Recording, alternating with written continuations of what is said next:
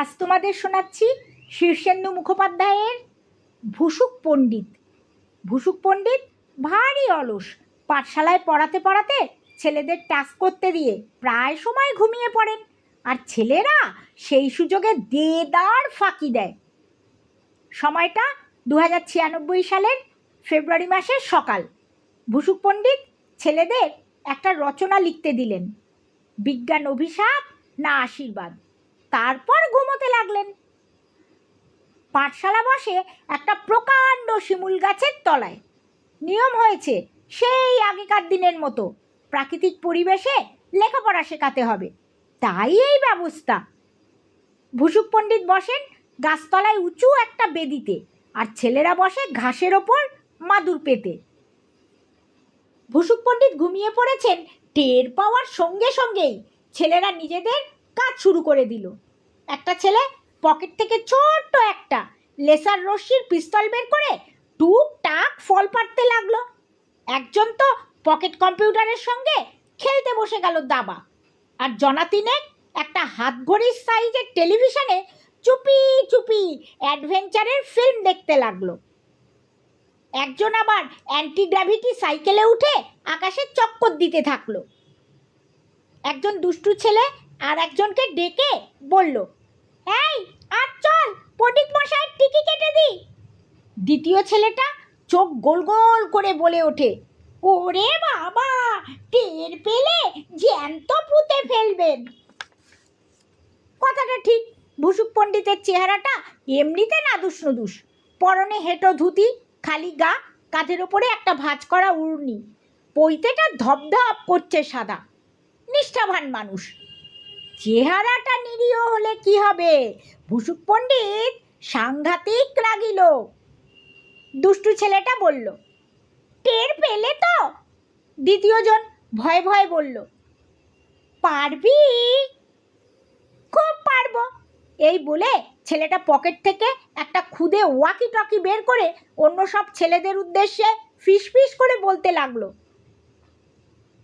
বন্ধুগণ, আজ ভুসুক পণ্ডিত মশাইয়ের শিখা কর্তন করা হবে। তোমরা কেউ ঘুণাক্ষরেও প্রকাশ করবে না যে অপকর্মটি কে করেছে। কেউ যদি প্রকাশ করো তাহলে তাকে উপযুক্ত শিক্ষা দেওয়া হবে। অন্য সব ছেলেরা তাদের গলার কাছে বাঁধা ট্রান্সরিসিভার যন্ত্রে ঘোষণাটা শুনতে পেয়ে ভারী উত্তেজিত হয়ে উঠল, কিন্তু কোনো শব্দ করল না। দুষ্টু ছেলেটা তার ব্যাগ থেকে একটা সোনার রেঞ্জ বের করলো। যন্ত্রটা দিয়ে ইচ্ছে মতো নানা রকম শব্দ বের করা যায়।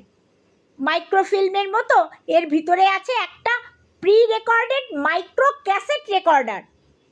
ছেলেটা একটা বোতাম টিপে যন্ত্রটা চালু করলো। তারপর একটা পিস্তলের নলের মতো ব্যারেল লাগিয়ে সেটা তাক করলো ভুসুক পণ্ডিত মশাইয়ের দিকে। ব্যাপারটা হলো, এই শব্দটা আসলে ঘুম পাড়ানি শব্দ।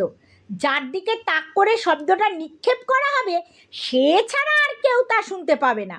অবশ্য কানে শোনার শব্দও এটা নয়, এটা হলো এক ধরনের কাঁপন বা ভাইব্রেশন, যা আধ মিনিটের মধ্যে যে কোনো লোককে গভীর ঘুমে আচ্ছন্ন করে ফেলতে পারে।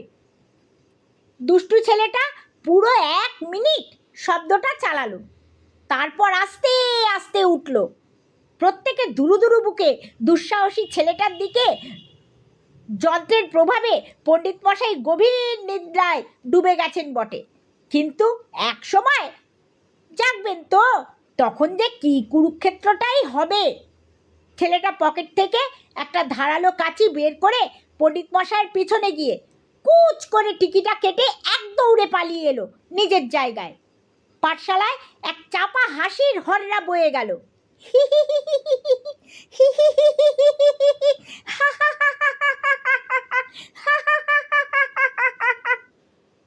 সেই শব্দেই কিনা কে জানে আচমকা পণ্ডিত মশাই চোখ মেলে তাইলেন। ছেলেরা তো ভয় কাট, শ্বাস বন্ধ করে বসে আছে সব। একটু অবাকও হয়েছে তারা। ভাইব্রেটার দিয়ে ঘুম পাড়ানো হয়েছে পণ্ডিত মশাইকে, এত সহজে তো তার জাগবার কথা নয়। ভুসুক পণ্ডিত মশাই চোখ চেয়ে বিশাল একটা হাই তুলে আড়মোড়া ভাঙতে ভাঙতে হঠাৎ হাসতে লাগলেন।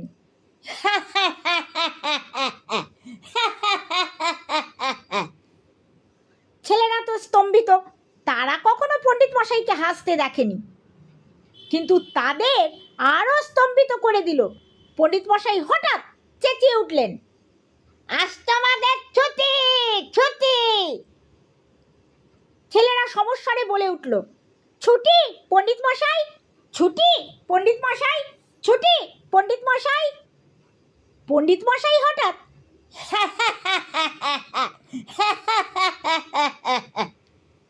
হেসে উঠে বললেন, কিসের এত লেখাপড়া?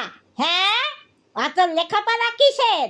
বাচ্চা ছেলেরা নাচবে, গাইবে, দুষ্টুমি করবে, তবে না।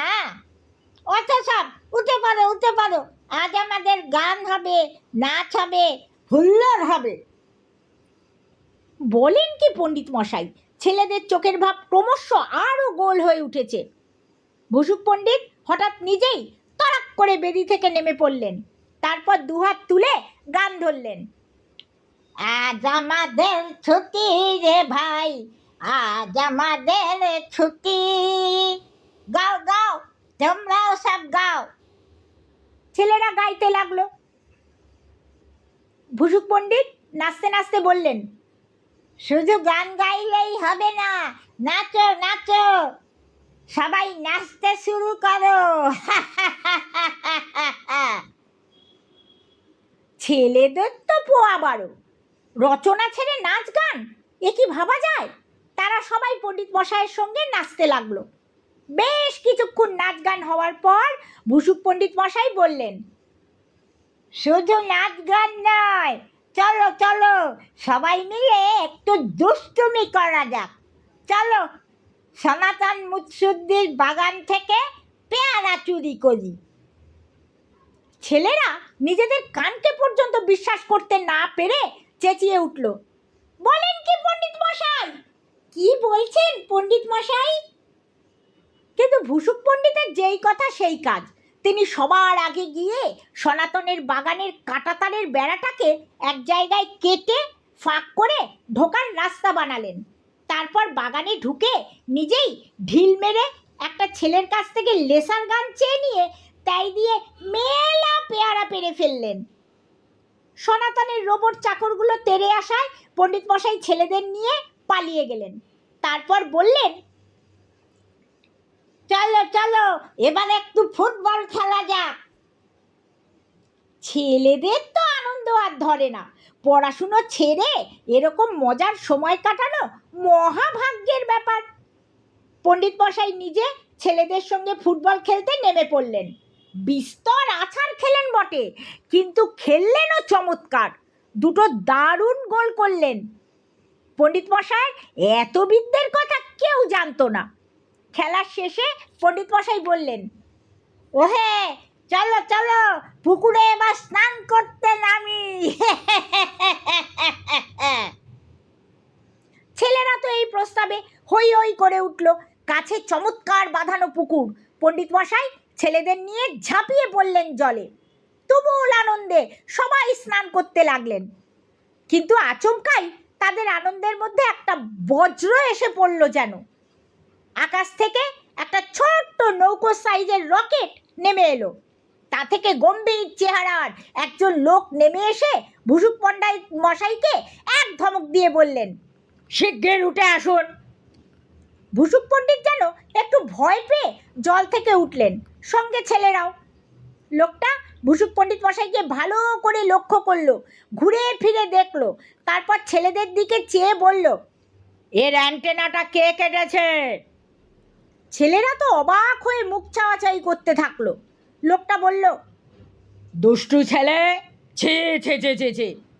এই বলে সকলের চোখের সামনে লোকটা একটা স্ক্রু ড্রাইভার দিয়ে পণ্ডিত মশাইয়ের মাথার খুলিটা ফাঁক করে ফেললো। তারপর একটা নতুন টিকি বসিয়ে দিয়ে মাথাটা আবার জুড়ে দিল। বলল, এই কম্পিউটারটার একটা পার্টস দেখছি খারাপ ছিল, কেউ লক্ষ্যই করেনি। টিকিটা কাটায় ভালোই হয়েছে, এবার আর পণ্ডিত মশাই ঘুমোবেন না। টিকিটা লাগানোর সঙ্গে সঙ্গে পণ্ডিত মশাই আবার গম্ভীর আর রাগী হয়ে গেলেন। গাছতলায় পাঠশালায় ছেলেদের জড়ো করে গমগমে গলায় বলে উঠলেন, এবার আঁকের খাতা খোলো সব। এক্সারসাইজ 16-র 1 থেকে 10 নম্বর পর্যন্ত আঁকগুলো সবাই কষো।